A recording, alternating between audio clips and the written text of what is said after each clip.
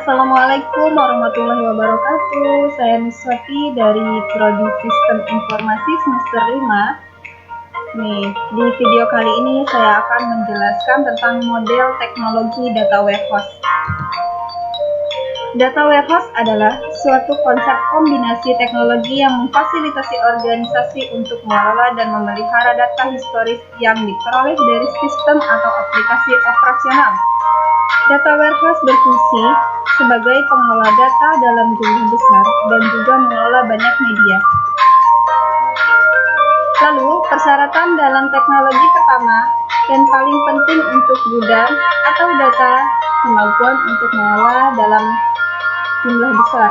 Data warehouse juga digerakkan dengan yang biasa disebut pemrogramer atau designer. Penempatan programmer dan designer ini berfungsi untuk mengatur penempatan fisik data terhadap dengan penggunanya.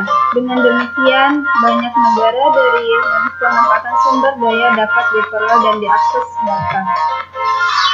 Kemudian di dalam suatu data warehouse ada juga harus mempunyai keefisienan data. Lalu di dalam sebuah keefisienan data dapat ada dua mendasar, yaitu adalah yang pertama rektor pada suatu melalui angka massal, yang kedua adalah secara massal dengan utilitas. Nah, selain itu juga kita harus memperhatikan variabel legend data. Jika variabel ini tidak diperhatikan, maka dapat menyebabkan masalah linear yang luar biasa ketika data harus menerus diperbaharui atau diubah, di mana variabel legend data stabil seperti kasus dalam data warehouse tidak akan mempengaruhi terhadap kinerja yang melekat.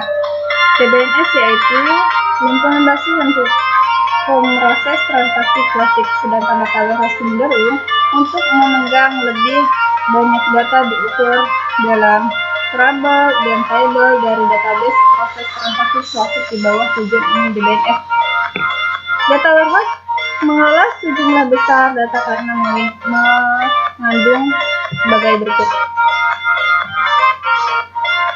granular, detail, atau mempunyai informasi sejarah ringkasan, serta data rinci. Sebagai berikut adalah contoh dari variabel legend data. Nah, seperti ini bisa dilihat ya, ini adalah contoh-contohnya.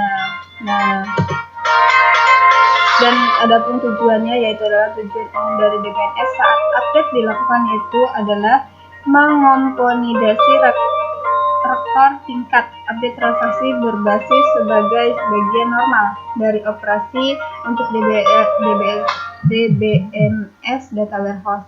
Khusus tidak ada kebutuhan untuk setiap overhead update. Tujuan umum dari DBNS manajemen data yaitu adalah suatu pengolahan data di tingkat blok meliputi ruang senggang untuk ekspresi blok masa pada saat update atau penyiapan ruang bebas mungkin setinggi 50%. Kemudian untuk DBNS data khusus yaitu adalah memberikan kecepatan selalu sama dengan 0% karena tidak ada kebutuhan untuk ekspresi di blok fisik. Setelah semua dimuat, maka update tidak dilakukan di lingkungan data warehouse.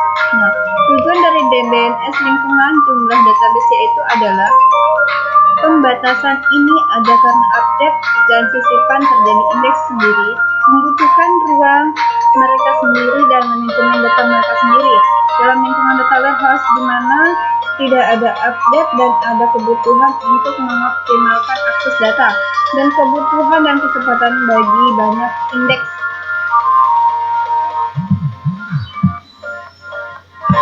Nah, itu adalah mengubah DBNS teknologi. Perubahan tersebut mungkin ada beberapa alasan, yaitu adalah yang pertama teknologi DBNS mungkin tersedia saat ini yang hanya tidak dipilihkan ketika data warehouse pertama kali dihuni.